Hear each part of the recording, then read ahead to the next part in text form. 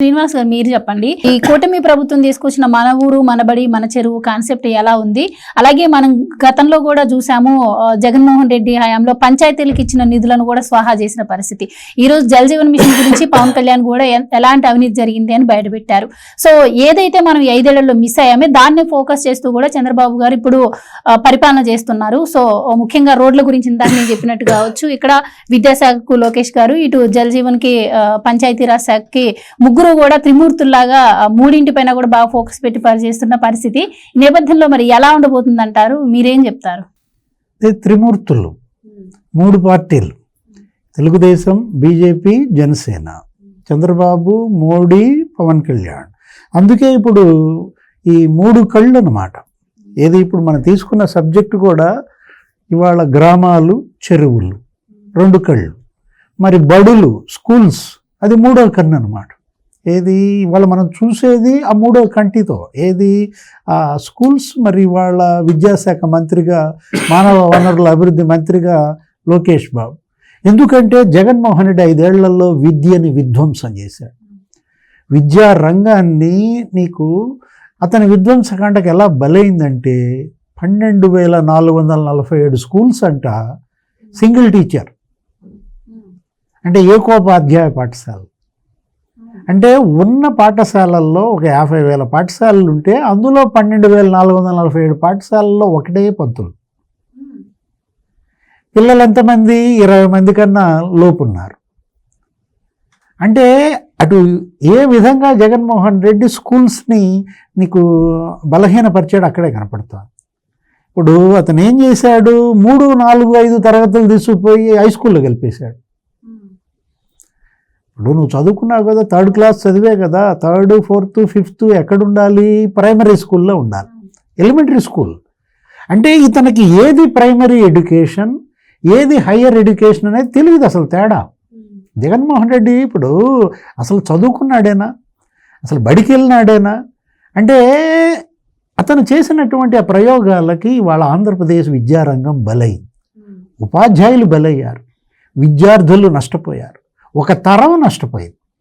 జగన్ 5 ఏళ్ల పరిపాలన వల్ల 4 లక్షల మంది అసలు బడికి దూరం అయ్యారట, డ్రాప్ అవుట్స్. ఇప్పుడు ఏం చేశాడు?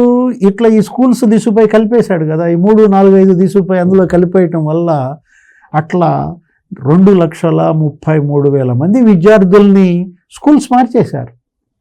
ఈ స్కూల్ వద్దని ఆ స్కూల్కి పంపిస్తే అది విద్యా హక్కు చట్టానికే భంగం, విఘాతం, చావు దెబ్బ. ఇవాళ గొడ్డలి వేటు జగన్మోహన్ రెడ్డి వాళ్ళ చిన్నాన్న మీద ఎన్ని పడ్డాయో మనకు తెలియదు, కానీ విద్యారంగం మీద 70 గొడ్డలి దెబ్బలు పడ్డాయి. ఆయన మీద 7 అనుకుంటా. ఎవరు? వివేకానంద రెడ్డి పైన ఎన్ని గొడ్డలి దెబ్బలు పడ్డాయి? 7 పడ్డాయి. కానీ ఆంధ్రప్రదేశ్ విద్యారంగం పైన 70 గొడ్డలి దెబ్బలు పడ్డాయి. అంటే అసలు నరికి నరికి ముక్కలు చేశారమ్మా. 6 రకాల బడులు అంట. ఇప్పుడు మళ్ళా విద్యాశాఖ మంత్రిగా లోకేష్ ఏం చేశారు? అందరూ ఉపాధ్యాయ సంఘాలందరితో మీటింగులు పెట్టుకుని మొత్తం అంతా ఏం చేశాడు? మళ్ళీ 4 బడులకు తీసుకొచ్చాడు. Primary, elementary school, next high school, తర్వాత జూనియర్ కాలేజ్, తర్వాత డిగ్రీ కాలేజ్. జూనియర్ కాలేజీని ధ్వంసం చేశాడు జగన్మోహన్ రెడ్డి. అంటే ఇంటర్మీడియట్ ఎడ్యుకేషన్, ఇంటర్మీడియట్ అనేదే పునాది. హై స్కూల్ వేరు, డిగ్రీ వేరు. ఈ రెండిటికి బ్యారేజ్ ఏది? ఇంటర్, వారధి. ఇడియట్గా మారేది కూడా ఇంటర్లోనే. ఇంటర్మీడియట్ అనే పేరు పెట్టిందే దానికి అందుకన్నమాట. అంటే ఏంటి? జగన్మోహన్ రెడ్డి అందుకే మొన్న పేరెంట్ టీచర్స్ అసోసియేషన్ మీటింగ్ పెట్టాడు లోకేష్. 45,000 పాఠశాలల్లో ఒకే రోజు PTA మీటింగ్స్ పెట్టడం అనేది ఒక రికార్డు. ముఖ్యమంత్రి పాల్గొన్నాడు ఒక స్కూల్లో. ఆయన ఒక రికార్డు అయితే పవన్ కళ్యాణ్ గారు ఒక రికార్డు, పంచాయతీ మీటింగ్స్ పెట్టి ఒకే రోజు ఆయన ఒక రికార్డు సాధించాడు. అంటే నువ్వు అప్పుడే 2వ కన్ను తెరవమంటున్నావు నన్ను. నేను మొదటి కన్ను గురించి మాట్లాడుతుంటే నువ్వు 2వ కన్నులోకి వెళ్ళిపో అంటున్నావు. అంటే ఏంటి? గ్రామాలు. ఇప్పుడు గ్రామ పంచాయతీ సదస్సులు మరి 14,000 గ్రామాల్లో ఒకే రోజు సదస్సులు పెట్టాడు పవన్ కళ్యాణ్. అంటే లోకేష్ 45,000 స్కూల్స్లో పేరెంట్ టీచర్స్ అసోసియేషన్ మీటింగ్ పెడితే నీకు పవన్ కళ్యాణ్ ఒకే రోజు 14,000 గ్రామాల్లో సదస్సులు పెట్టడం అనేది అది గిన్నెస్ రికార్డు. నీకు అక్కడ పనులు గుర్తించారు. రోడ్లు ఎలా ఉన్నాయి, తాగునీరు ఎలా ఉంది, మొత్తం అసలు వాటర్ ట్యాంకుల పరిస్థితి, అక్కడ మొత్తం ఆ పారిశుధ్యం, ఆ మురుగు కాలువలు. ఇవాళ ఏంటి, జగన్మోహన్ రెడ్డి హయాంలో పల్లె కన్నీరు పెట్టింది.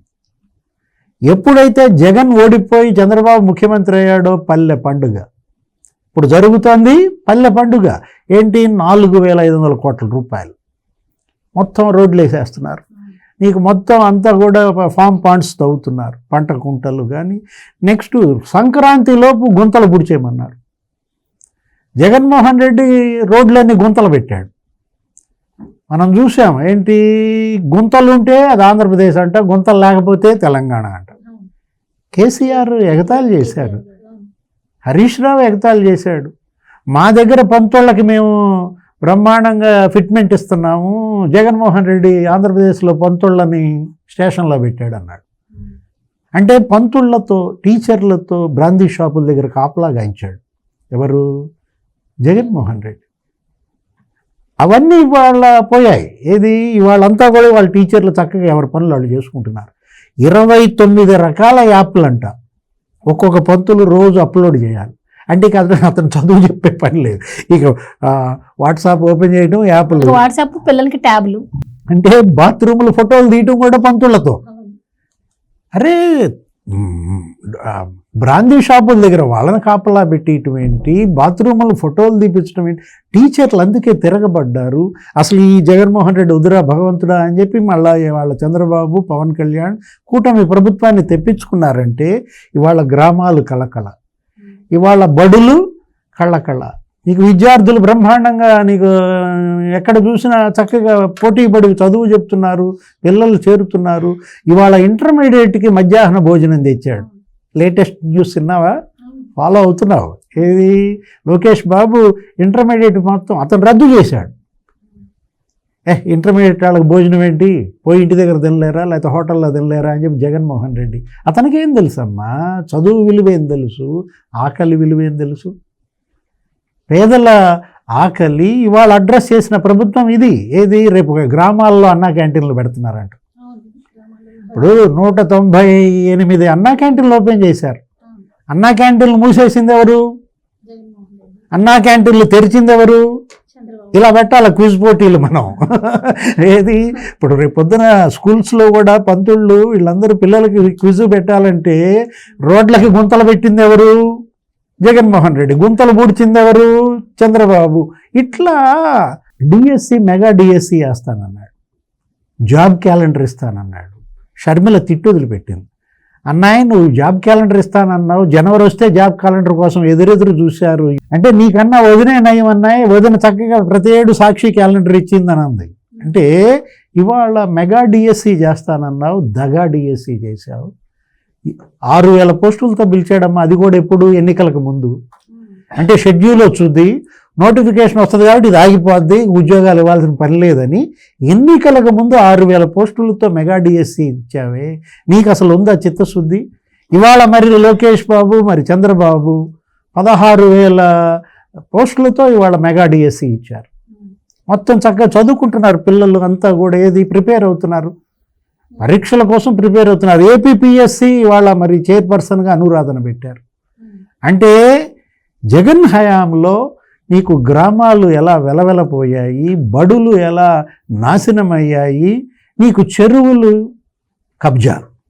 అసలు సబ్జెక్ట్, మెయిన్ సబ్జెక్ట్ ఏంటి, మన చెరువుల పరిస్థితి ఏంటంటావు? ఇక చెరువుల గురించి మధుసూదన్ రెడ్డి గారు చెప్తారు, తర్వాత మాట్లాడతాను నేను.